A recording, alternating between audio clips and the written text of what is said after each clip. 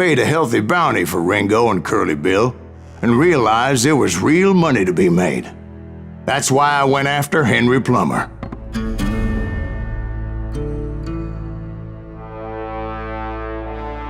Wasn't he the sheriff who augmented his income by shaking down miners and robbing gold shipments? That's the one. Oh yeah, I remember him. He ran that gang of thieving outlaws called the Innocents. So it's true that you went toe-to-toe with him? Indeed I did, son. Indeed I did.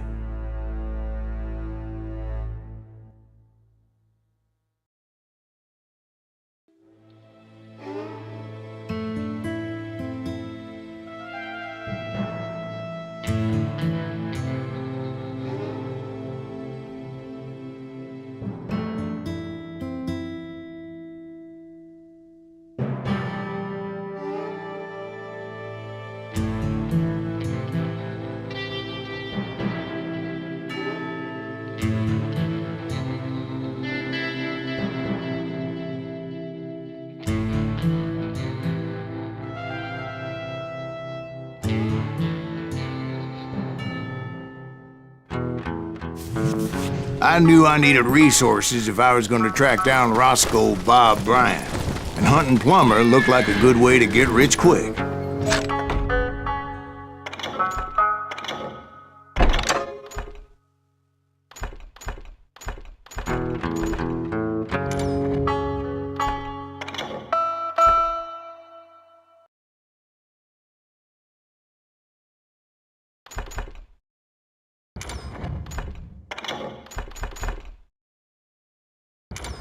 As the local vigilantes exposed him as the leader of the bandits and put a generous price on his head. Plummer rallied his gang to plunder one last gold mine before making their escape, and that's where I thought I'd find him. It makes me nervous standing so close to all these goddamn barrels of gunpowder. Why would you be nervous? No one has the... As my late father pointed out to me more than once, God made men. Samuel Colt made him equal.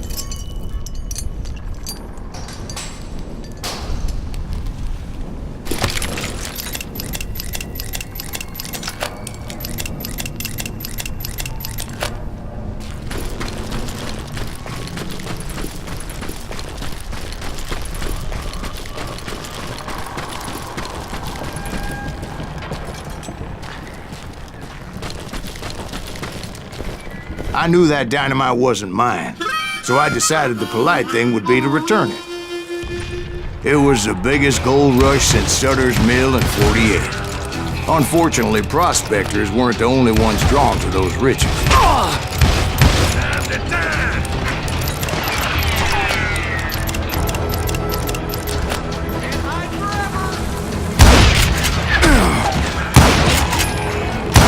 There were thieves and killers, robbing travelers and hijacking gold shipments.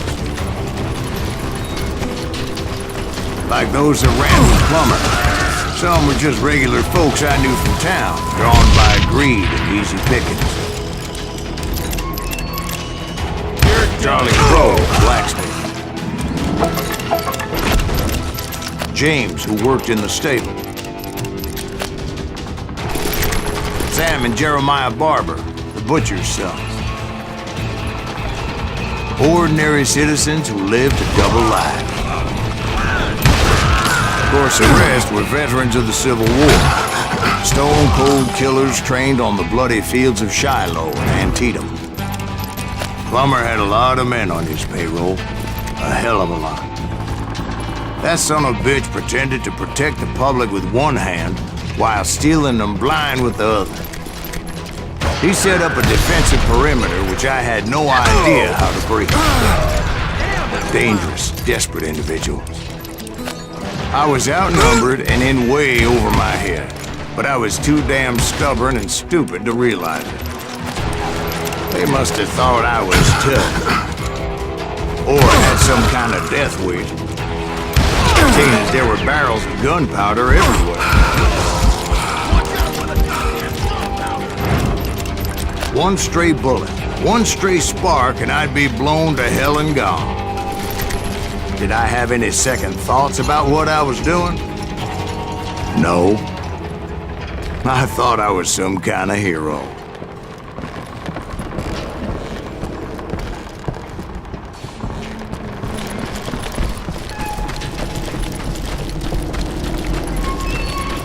I finally made it past and headed on to meet my destiny. But first, I had something I needed to figure out. I had a few ideas on how to get into that mine, but once I made my decision, I knew there was no turning back. So my first thought was to enter the nearest mine portal. I saw an entrance. Made sense. It was the quickest way in, but that also made it more dangerous, as there would undoubtedly be enemy pickets posted along the way.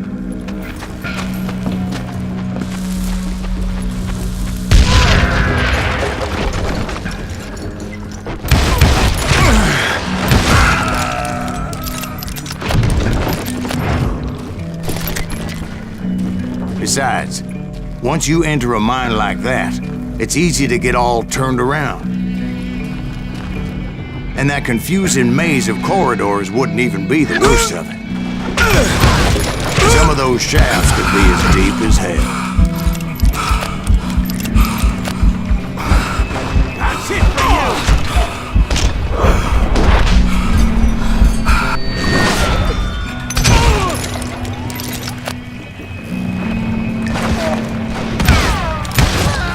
A single stumble or misstep can easily end in a deadly plunge to oblivion.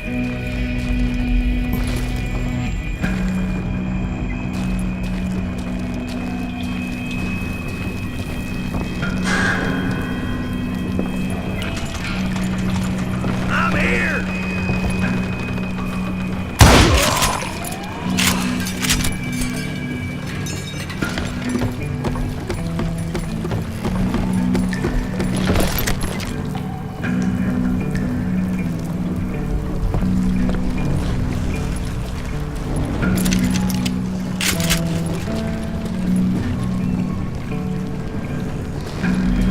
Quick reflexes often make up for a lack of common sense. Luckily, I was never one to be easily bushwhacked. I would just need to be careful not to blow myself to kingdom come.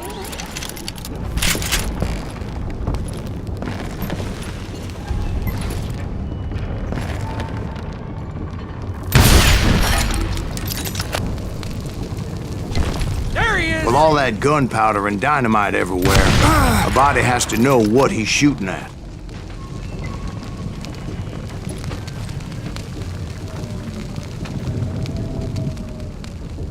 That's you, yellow bastard!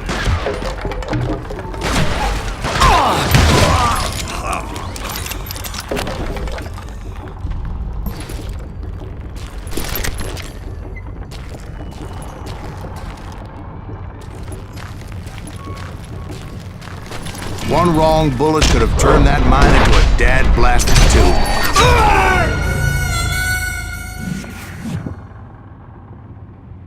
Take him! Show yourself, coward! All it takes is one tiny spark, and boom. Take that asshole out! I do not deserve to die like this!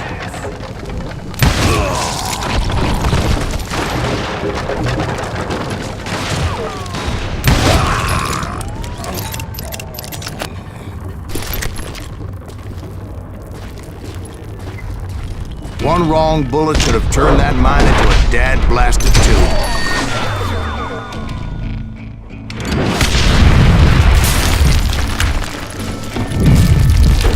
freely admit that my plan of attack is not just moronic, but clearly insane.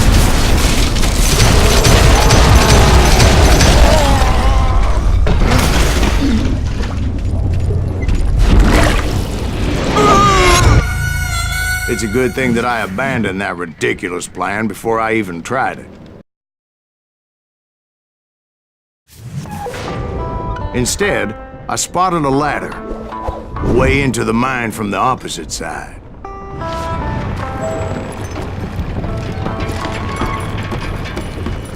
It was a long way around, but that approach seemed more sensible at the time. Of course, being I had a problem with heights, that scaffolding scared the bejesus out of me. Climbing down that ladder required some caution, because even though I had a younger man's reflexes, no man can dodge a damn bullet while climbing down a rickety ladder. I needed to make a leap of faith. I was determined not to give up, however. That Sheriff Plummer seemed quite the despicable character. When the vigilantes discovered what the sheriff was up to, people were outraged. That 10,000 they put on his head would go a long way to helping me find old Bob. I had made it my mission to settle that score come hell or high water.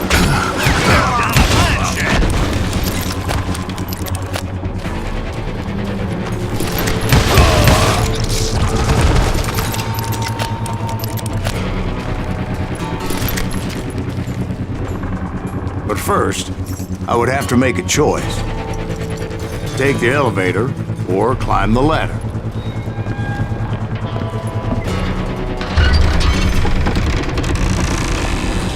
I picked the more convenient and more dangerous route.